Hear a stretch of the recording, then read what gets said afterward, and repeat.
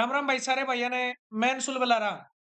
आज जो हमारा टॉपिक है हरियाणा करंट अफेयर के अंदर है, वो है वर्ल्ड पैरा एथलेटिक्स चैंपियनशिप 2025। आपने लोगों में भी दिखने लग रहा है कि वर्ल्ड पैरा एथलेटिक्स चैंपियनशिप 2025 कहाँ पे हुई थी। तो ये हुई थी भाई अपनी नई दिल्ली के अंदर है, जवाहरलाल नेहरू स्टेडियम के अंदर। ठीक है। अगर मैं बात करूं हरियाणा की इसमें क्या परफॉर्मेंस रही, तो खास बात है अपनी उसके ऊपर है। तो world para athletics championship 2025 Jawaharlal Nehru stadium में दिल्ली के अंदर हुई भाई। और हरियाणा ने इसमें कितने मेडल जीते उसके बारे में अगर बात करा, तो हरियाणा ने भाई 2 गोल्ड मेडल जीते, 4 सिल्वर और 2 ब्राउन्ज मेडल जीते हैं। तो हरियाणा ने कुल मिलाकर भाई 8 मेडल जीते हैं वर्ल्ड पैरा एथलेटिक्स चैंपियनशिप 2025 में। अब अगर मैं बात करूं भाई कि 2 गोल्ड, तो 2 गोल्ड किसने जीते। अगर मैं बात करूं 2 गोल्ड किसने जीते, तो एक का नाम है सुमित अंतिल। नाम की है भाई इसका, सुमित अंतिल। और सुमित अंतिल का संबंध कहाँ से है, तो सोनीपत से है भाई। ठीक है ना, बहुत बार पेपर में होगा कि सुमित अंतिल का संबंध कहाँ से है। तो सुमित अंतिल का संबंध कहाँ से है भाई, सोनीपत से। और ये एक भाला फेंक के खिलाड़ी हैं।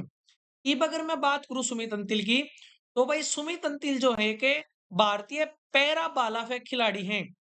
अगर मैं बात करूं, यो जो है वो F16 श्रेणी में जो है वो भाग लिया करे। कौन सी में, F16 श्रेणी के अंदर। अगर मैं बात करूं सुमित अंतिल की, तो इस भाई साहब ने 2020 टोक्यो और 2024 के जो पेरिस के अंदर पैरालंपिक के गेम हुए थे, उनमें भी भाई गोल्ड मेडल जीता था इसने। ठीक है, कौन सा मेडल जीता था, उनमें भी गोल्ड मेडल जीता था इसने।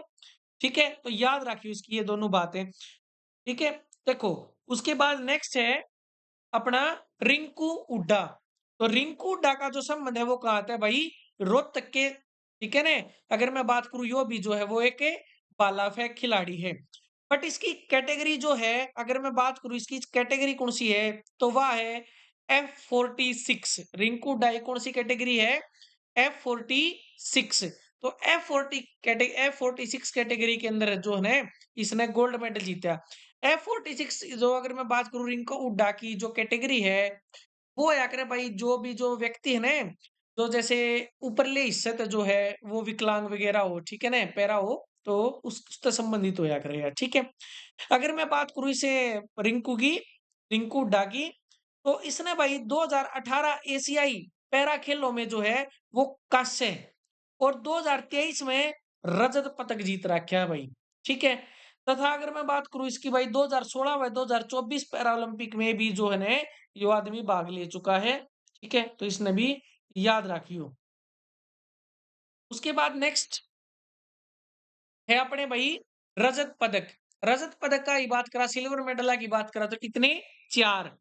तो नवदीप जो कि पानीपत से संबंधित है, भाला फेंक के खिलाड़ी हैं, उनने जीता है भाई रजत पदक।